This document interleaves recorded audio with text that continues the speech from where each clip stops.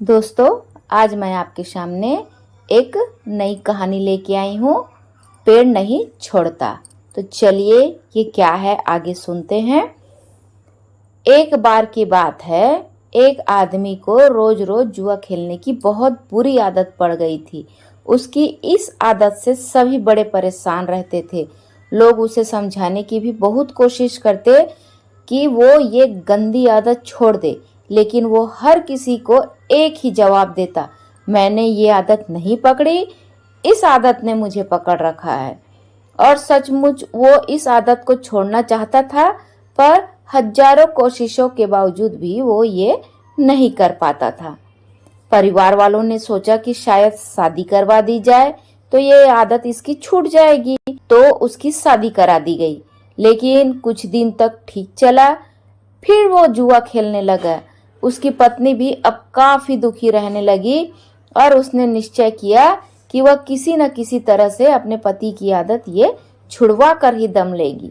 एक दिन पत्नी को किसी सिद्ध साधु महात्मा के बारे में पता चला और वो अपने पति को लेकर उनके आश्रम पहुंची।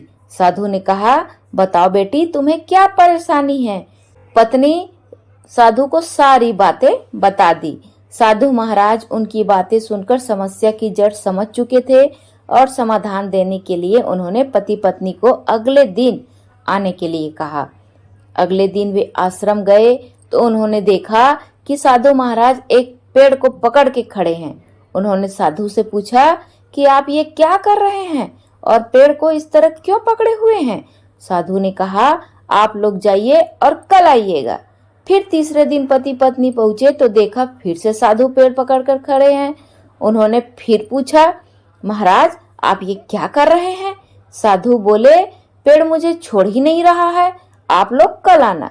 पति पत्नी को साधु जी का व्यवहार कुछ अजीब लगा, पर वे बिना कुछ कहे वापस लौट गए। अगले दिन जब वो फिर आए तो देखा कि साधु महाराज हैं, वो अभी भी उसी पेड़ को पकड़े हुए खड़े हैं। पति परेशान होते हुए बोला, बाबा आप ये क्या कर रहे हैं, आप इस पेड़ को क्यों छोड़ नहीं देते। साधु बोले, मैं क्या करूं बालक, ये पेड़ मुझे छोड़ ही नहीं रहा है। तो पति ने हंसते हुए कहा, महाराज आप पेड़ को पकड़े हुए हैं, पेड़ आपको नहीं, आप जब चाहे उसे छोड़ सकते हैं।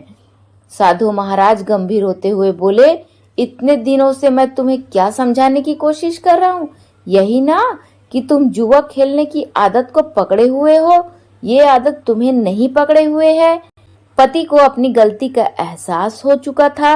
वह समझ गया कि किसी भी आदत के लिए वह खुद जिम्मेदार है और वह अपनी इच्छा शक्ति के बल पर जब चाहे उसे छोड़ सकता है।